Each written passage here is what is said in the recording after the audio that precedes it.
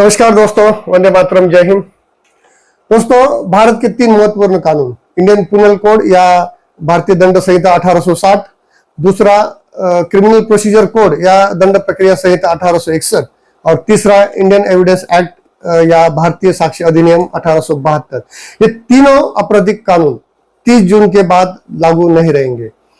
उनकी जगह 1 जुलाई 2024 से अनुक्रमिक भारतीय न्याय संहिता 2023, भारतीय नागरिक सुरक्षा संहिता 2023 और भारतीय साक्ष्य अधिनियम 2023, ये 3 नए क्रिमिनल कानून 1 जुलाई से लागू होंगे। लगभग 150 वर्ष पुराने आपराधिक न्याय प्रणाली को चलाने वाले इन तीनों कानूनों में पहली बार भारतीयता, भारतीय संविधान और भारत की जनता की चिंता करने वाले परिवर्तन किए गए हैं। अब भारत की क्रिमिनल जस्टिस सिस्टम में एक नए युग की शुरुआत होगी।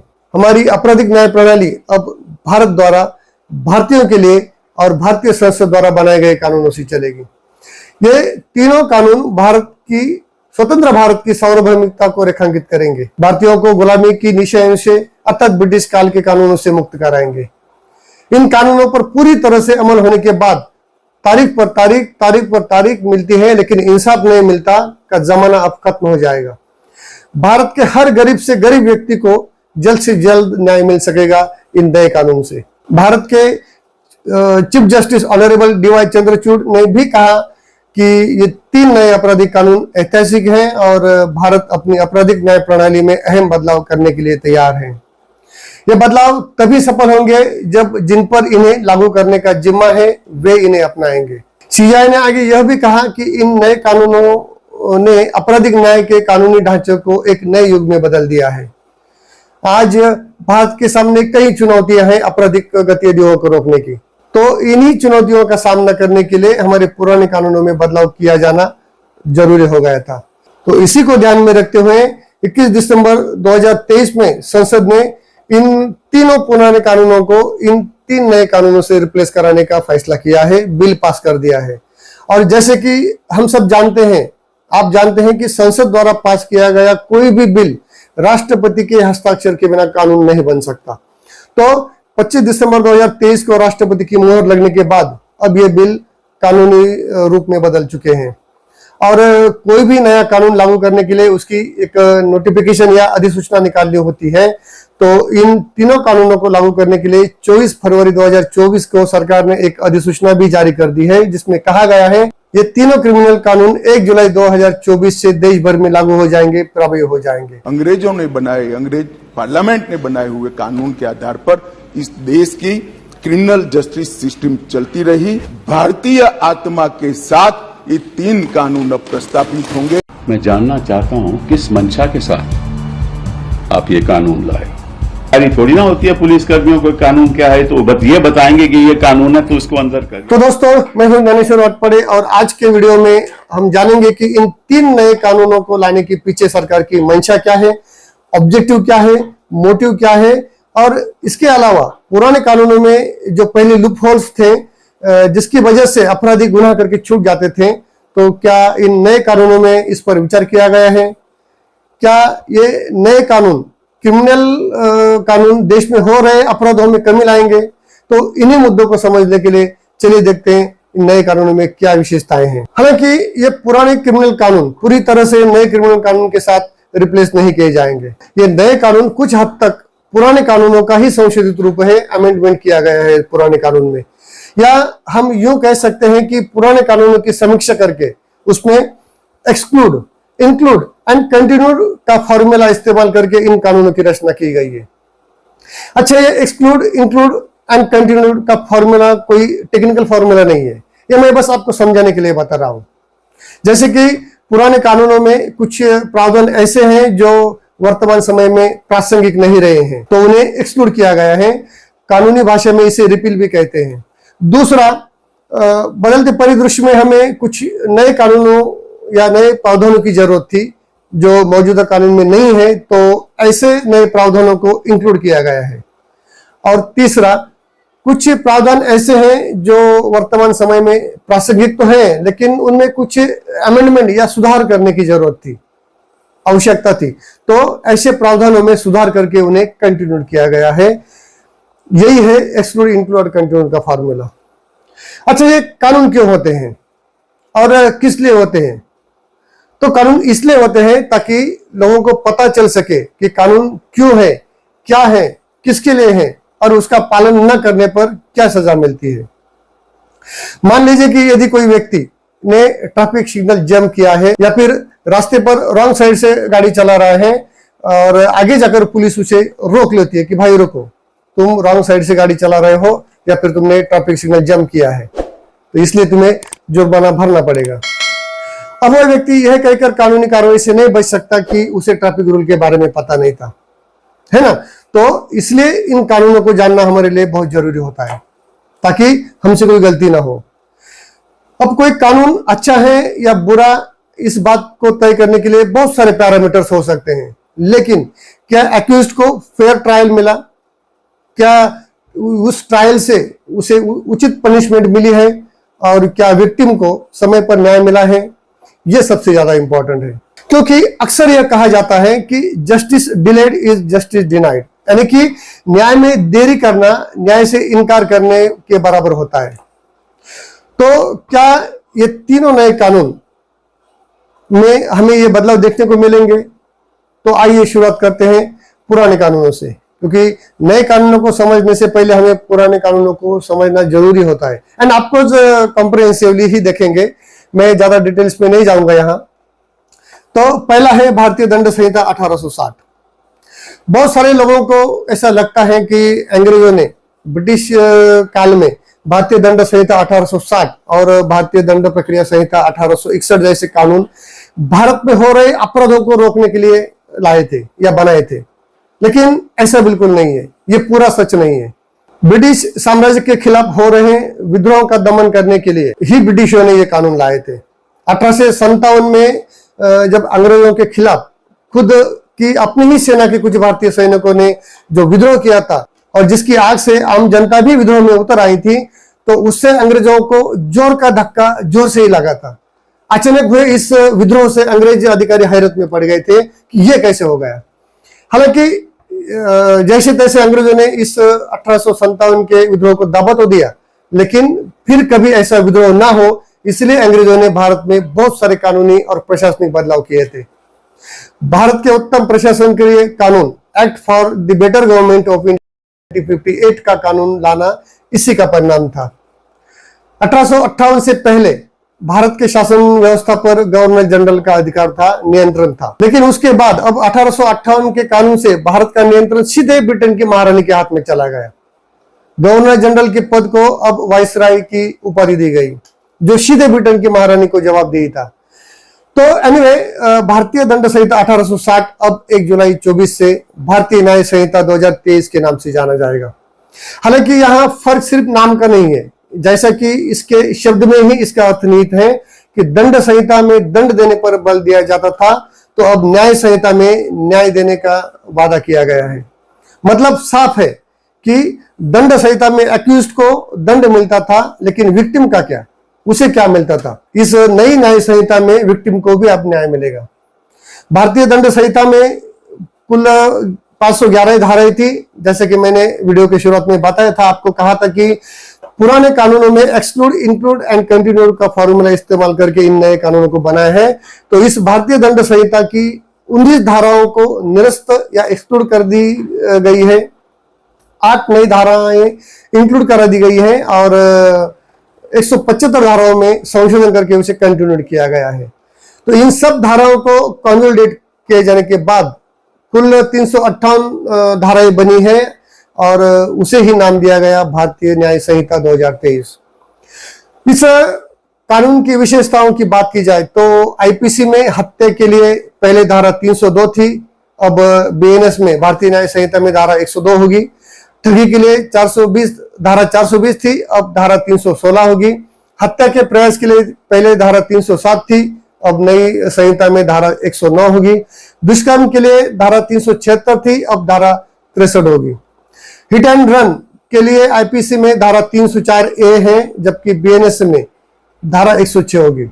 हिट एंड रन के लिए मतलब कोई दुर्घटना होती है और ड्राइवर भाग जाता है, उस केस में तो हिट एंड रन के लिए इस कानून में बहुत गंभीरता से लिया है और इसलिए इस कानून की धारा 106 के विरोध में ट्रक ड्राइवरों ने आपत्ति जताकर हड़ताल किया था। तो उनके हड़ताल के पीछे कारण यह था कि भारतीय न्याय संहिता की धारा 106 उपधारा 2 के तहत लापरवाही से गाड़ी चलाने के कारण अगर कोई सड़क दुर्घटना होती है तो उसमें अगर विक्टिम की मौत हो जाती है और एक्यूज यानी कि ड्राइवर दुर्घटना स्थल से भाग जाता है और पुलिस या मजिस्ट्रेट को घटना की सूचना भी नहीं देता है तो एक्यूज को जुर्माने के साथ 10 साल की सजा का प्रावधान है। और इसी कारण ट्रक ड्राइवरों ने इन नए प्रावधानों पर आपत्ति जताई है, क्योंकि सड़क दुर्घटना के कारण पुलिस द्वारा होने वाली कानूनी कार्रवाई हो या घटना स्थल पर मौजूद लोगों द्वारा की गई पिटाई हो उस ड्राइवर को, तो उसके सर्वाधिक शिकार ये ट्रक ड्राइवर ही होते हैं। ड्राइवर किसी भी वाहन का हो, वह दुर्घटना के बाद घटनास्थल से इसलिए भाग जाता है क्योंकि घटनास्थल पर जमी भीड़ द्वारा उसे पीटने का खतरा रहता है। हालांकि ये नए प्रावधान सिर्फ ट्रक ड्राइवरों के लिए है ऐसा ही नहीं है, बल्कि ये सभी प्रकार के वाहन चालकों के लिए है जो अपघात के लिए, एक्सीडेंट के लिए, दुर्घटना के लिए जिम्मेदार है। दूसरी ओर अगर लापरवाही से गाड़ी चलाने पर कोई दुर्घटना होती है और एक्यूज्ड यानी कि ड्राइवर या जिसके कारण यह दुर्घटना हुई है वह अगर विक्टिम को अस्पताल ले जाता है तो उस पर धारा 106 की उपधारा 2 की जगह उपधारा 1 के तहत कार्रवाई होगी, जिसमें 5 साल की सजा का प्रावधान है। या सीधे शब्द में हम यह कह सकते हैं कि सड़क दुर्घटना होने पर अगर ड्राइवर घटनास्थल से भाग जाता है तो उसे 10 साल की सजा और 2 लाख रुपए तक का जुर्माना हो सकता है। और अगर ड्राइवर दुर्घटना स्थल से भागने के बजाय विक्टिम को अस्पताल ले जाता है तो उस पर सिर्फ 5 साल की सजा की कार्रवाई होगी। यानी कि ड्राइवर अगर भागने के बजाय विक्टिम की मदद करता है तो उसे आधी ही सजा मिलेगी। फिलहाल बीएनएस की इस धारा 106 को होल्ड पर रखा है सरकार ने, क्योंकि ट्रक ड्राइवरों ने इस प्रावधानों के खिलाफ हड़ताल करने के कारण सरकार ने तय किया कि इस धारा को इन ड्राइवर यूनियन के साथ बातचीत करके ही लागू करने का विचार किया जाएगा। इसके अलावा भारतीय दंड संहिता में और भी कुछ बदलाव किए गए हैं, महत्वपूर्ण बदलाव है, जिसमें चेन स्नैचिंग के लिए पहले कोई प्रावधान नहीं था, अब नए कानून में इसके लिए प्रावधान किया गया है। मॉब लिंचिंग के मामले में फांसी की सजा, नाबालिग पर रेप के मामले में उम्र कैद या फांसी की सजा, गैंग रेप के मामले में दोषी को 20 साल या जिंदा रहने तक की जेल की सजा का प्रावधान किया गया है। इसके अलावा 33 अपराधों में कारावास की सजा बढ़ा दी गई है। 83 अपराधों में 83 अपराधों में जुर्माने की सजा बढ़ा दी गई है और 6 अपराधों में जैसे कि नशे में हंगामा करना, 5,000 रुपए से कम की चोरी करना इत्यादि के लिए 24 घंटे की सजा या 1,000 रुपए का जुर्माना या फिर सामुदायिक सेवा की सजा का प्रावधान किया गया है। पुराने कानूनों में ऐसे अपराधों पर जेल भेजा जाता था। इस नए कानून की सबसे महत्वपूर्ण विशेषता यह है कि अब इसमें सेडिशन यानी कि राजद्रोह का प्रावधान खत्म कर दिया है, उसकी जगह देशद्रोह का प्रावधान लाया है। चूंकि भारतीय दंड संहिता ब्रिटिश काल का कानून था, तो जो भी ब्रिटिश सरकार के खिलाफ बोलेगा या ब्रिटिश सरकार के खिलाफ कुछ हरकत करेगा तो उसे राजद्रोह के आरोप में सालों तक जेल में रखा जाता था। लेकिन अब ऐसा नहीं होगा। अब भारत स्वतंत्र हो चुका है, भारत एक लोकतांत्रिक देश है, तो कोई भी नागरिक, कोई भी भारतीय नागरिक सरकार की आलोचना कर सकता है। इसलिए सरकार पर आलोचना करने से किसी पर भी राजद्रोह तो अब खत्म हो गए, देशद्रोह का मुकदमा नहीं चलाया जाएगा। लेकिन अगर कोई व्यक्ति या कोई संस्था देश के खिलाफ बोलेगा, देश के खिलाफ लिखेगा, तो देश की सुरक्षा को खतरा पहुंचाएगा, देश की संपत्ति को नुकसान पहुंचाएगा, तो उसके खिलाफ कार्रवाई होगी। अगर कोई सशस्त्र विरोध करता है, बम धमाके करता है, तो उसके खिलाफ देशद्रोह की तहत प्रावधान लगाए जाएंगे, कानूनी उसके तहत कानूनी कार्रवाई की जाएंगी। ऐसे लोगों को आजाद रहने का कोई हक नहीं है, उनको जेल जाना ही पड़ेगा। तो दोस्तों, अब तक हमने भारतीय दंड संहिता में किए गए जो बदलाव हैं वो देखें। अब आते हैं दूसरे कानून पर, क्रिमिनल प्रोसीजर कोड अर्थात दंड प्रक्रिया संहिता 1861। सीआरपीसी कानून भी ब्रिटिश काल का कानून है जो 1861 में बनाया गया था। बाद में 1973 में इसमें व्यापक बदलाव किए गए थे, अमेंडमेंट किया गया था, संशोधन किए गए थे। भारतीय दंड संहिता और भारतीय दंड प्रक्रिया संहिता दोनों एक दूसरे के पूरक हैं, कोरिलेटेड हैं, क्योंकि कोई भी आपराधिक मामला पुलिस आईपीसी की धाराओं के तहत दर्ज करती है और आगे की जो कार्यवाही होती है मामला दर्ज होने के बाद वो सीआरपीसी की धाराओं के तहत होती है। या आसान भाषा में कहे तो आईपीसी कानून अपराध की परिभाषा करता है, दंड का प्रावधान बताता है, वही सीआरपीसी इन आपराधिक मामलों के लिए निश्चित की गई प्रक्रियाओं के बारे में बताता है, जैसे कि अपराधों के लिए गिरफ्तारी कैसे करनी है, उस पर प्रोसिक्यूशन कैसे करना है, जमानत कैसी देनी है, जमानत की प्रक्रिया कैसी रहेगी, इन सारों बातों को सीआरपीसी में बताया गया है। मौजूदा सीआरपीसी में कुल 484 धाराएं थी, जिनमें से 14 धाराएं जो वर्तमान में अब प्रासंगिक नहीं रही हैं निरस्त या एक्सक्लूड कर दी गई है। 9 ऐसी धाराएं जो वर्तमान परिप्रेक्ष्य में जरूरी थी उन्हें इंक्लूड किया गया है और 177 धाराओं में कुछ सुधार करके उनमें कुछ बदलाव करके उन्हें कंटिन्यू कर दिया है। इन सब धाराओं को कंसोलिडेट किए जाने के बाद नए भारतीय नागरिक सुरक्षा संहिता 2023 में अब 531 धाराएं होंगी। अब ये इस नए कानून में क्या विशेषताएं हैं? तो नए कानून में 7 साल या उससे अधिक की सजा पाने वाले अपराधों के लिए फॉरेंसिक जांच अनिवार्य कर दी है। सभी परीक्षणों, पूछताछ और कार्यवाही के लिए इलेक्ट्रॉनिक मोड को अनुमति दी गई है। शादी का झूठा वादा करके महिलाओं के साथ यौन संबंध बनाने वाले पर 10 साल की कैद की सजा होगी। यौन हिंसा के पीड़ितों के बयान की वीडियो रिकॉर्डिंग करना अनिवार्य होगा।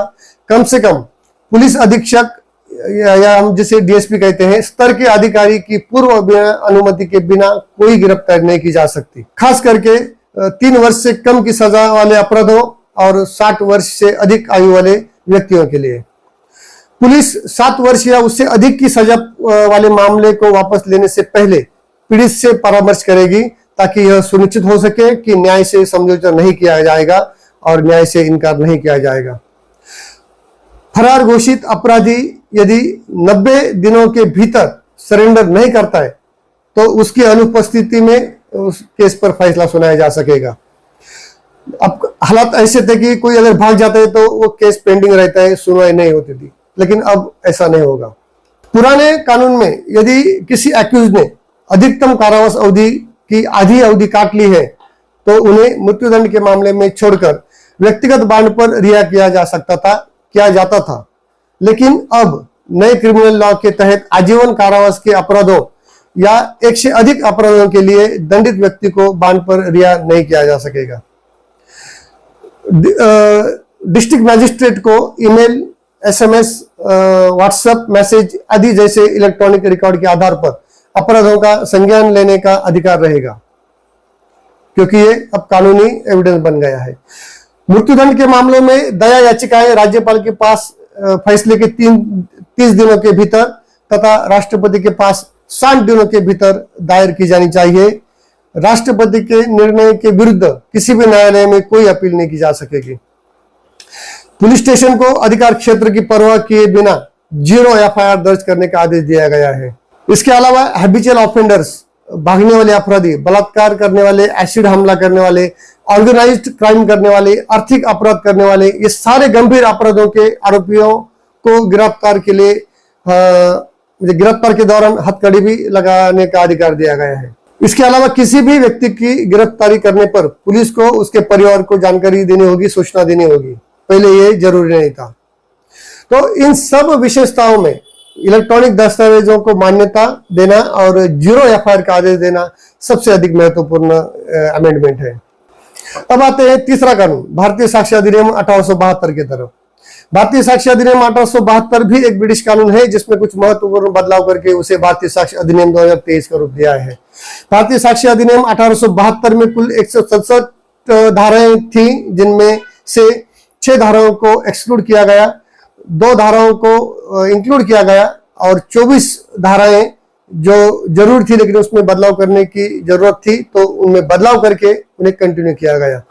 तो इन सब धाराओं को कंसोलिडेट करने के बाद अब इन धाराओं की संख्या 170 हो गई है और इन्हीं धाराओं को मिलकर बनाया भारतीय साक्ष्य अधिनियम 2023।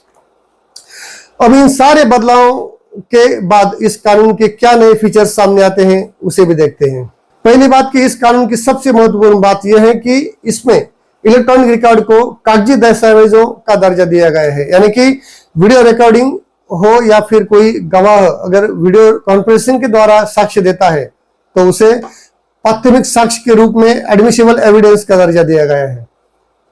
इससे विटनेस को और एक्यूज्ड और विक्टिम को इलेक्ट्रॉनिक माध्यम से गवाही देने की अनुमति दी जाएगी। दूसरी बात, विशेषज्ञ की राय को साक्ष्य के रूप में मान्यता दी गई है। जैसे कि किसी केस में अगर मेडिकल ओपिनियन लेना है या हैंडराइटिंग एक्सपर्ट की जरूरत है, उसके एनालाइजर की जरूरत है जो किसी मामले से संबंधित तथ्यों या परिस्थितियों को स्थापित करने में सहायता कर सकता है, तो उसे भी अधिकार दिया गया है। तीसरी बात कि भारतीय साक्ष्य अधिनियम 2023 एक मौलिक सिद्धांत के रूप में निर्दोषता की धारणा को प्रस्तुत करता है, जिसका अर्थ है कि किसी भी एक्यूज्ड को तब तक निर्दोष माना जाएगा जब तक कि उसे उचित संदेह पर दोषी साबित न कर दिया जाए। चौथी बात कि इस कानून में संयुक्त सुनवाई की अवधारणा का विस्तार किया गया है, जिसके अनुसार कई व्यक्तियों में से संबंधित मामलों में जिनमें एक्यूज्ड अगर भाग जाता है तो या गिरफ्तारी वारंट का जवाब नहीं देता है तो उसे संयुक्त कार्रवाई के रूप में माना जाएगा। तो दोस्तों, आशा करते हैं कि आने वाले इन नए कानूनों से समाज में बढ़ रहे अपराधों में कमी आएगी, विटनेस के हितों का संरक्षण होगा, एक्यूज्ड को फेयर ट्रायल मिलेगा और विक्टिम को न्याय। और एक महत्वपूर्ण बात, 30 जून 2024 तक दर्ज सारे आपराधिक मामले पुराने कानूनों के तहत चलाए जाएंगे और 1 जुलाई 2024 से दर्ज सारे आपराधिक मामले नए कानून के हिसाब से चलाए जाएंगे। तो आज के वीडियो में इतना ही, जल्दी मिलेंगे अगले वीडियो में किसी नए मुद्दे के साथ। तब तक के लिए अनुमति दीजिए। आपसे अनुरोध है कि आप इस चैनल को देखते रहिए, चैनल को शेयर कीजिए, लाइक कीजिए और चैनल को सब्सक्राइब करना मत भूलिएगा। तो वंदे मातरम, जय हिंद, नमस्कार, आपका बहुत बहुत धन्यवाद।